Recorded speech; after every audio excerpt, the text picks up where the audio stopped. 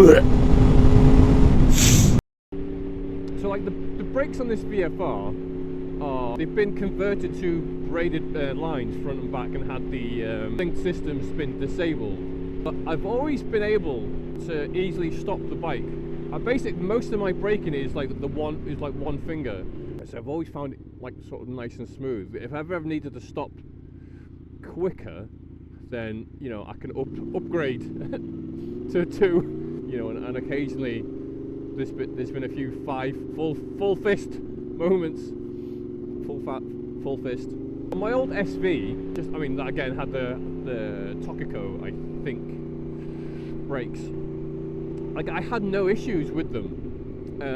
I don't think they were like braided or upgraded in any way, but the engine braking on the V-twin is just phenomenal anyway, so that plays a huge part in it. The only time I've ever had like issues with a bike with brakes that weren't what I was expecting to happen was the Suzuki Intruder. Also because I think I rode it too fast for the type of bike it is, because I'm me.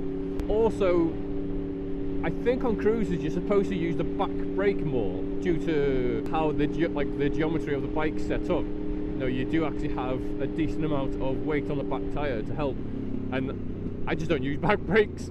Like, my right foot just doesn't fucking move. So the reason I mentioned it is because I was watching when Bucksbiker put the new braided lines on the old Fireblade because of the poor braking performance that the stock ones have. And what I can't quite understand is, right, things like the Fireblades, these were fast bikes for the time, and I'd argue still are fast bikes. So I don't understand why the braking system would always is like, oh yeah, they're good bikes, but the brakes are shit.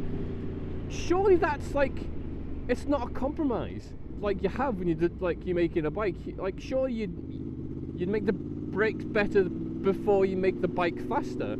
I thought that do you know what I mean? It's such a weird sort of design choice that I can't wrap my head around. I mean, was this everything in cars?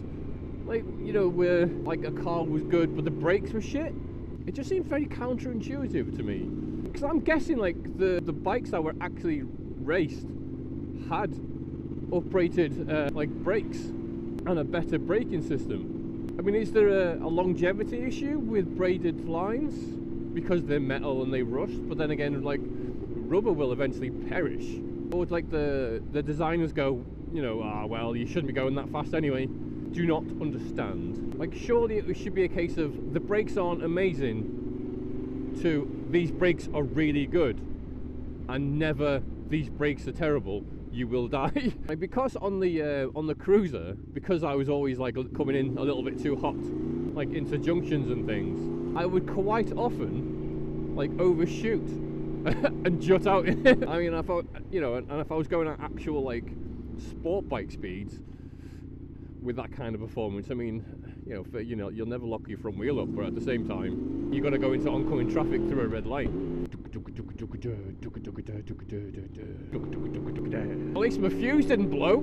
If it does go on the way home, it'll be. Well, I'm saying that though, it's getting dark again, won't it? Well, we'll cross that bridge. I've got tools in the pannier box and spare fuses in the fuse box. So if the worst happens, I should be okay.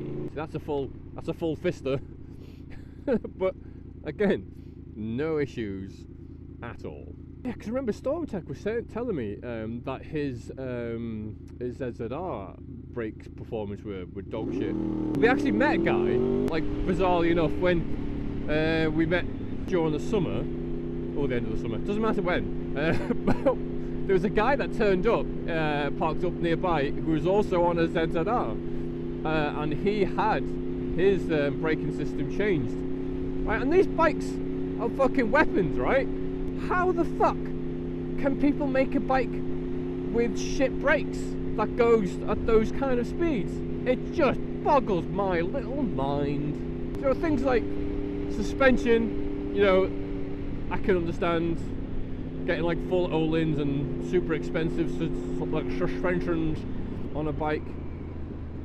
It's not really necessary. It's nice, but you don't need it. Not as much as you need to stop.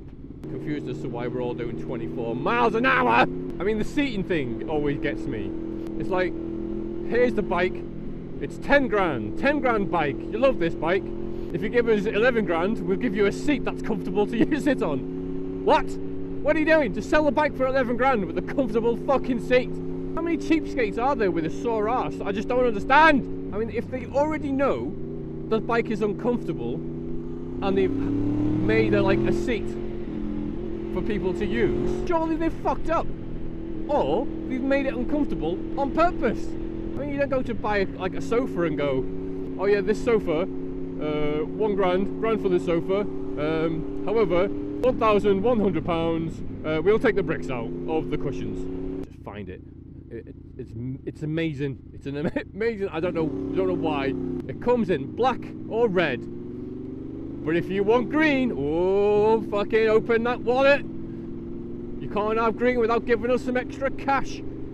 Green paint's well expensive for fucking reasons I don't understand. 2 colours. Oh well, oof. We'll have to change the nozzle halfway through.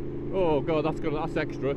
I mean, things like extras, you know, like heated grips or a heated seat. Yeah, I can see that.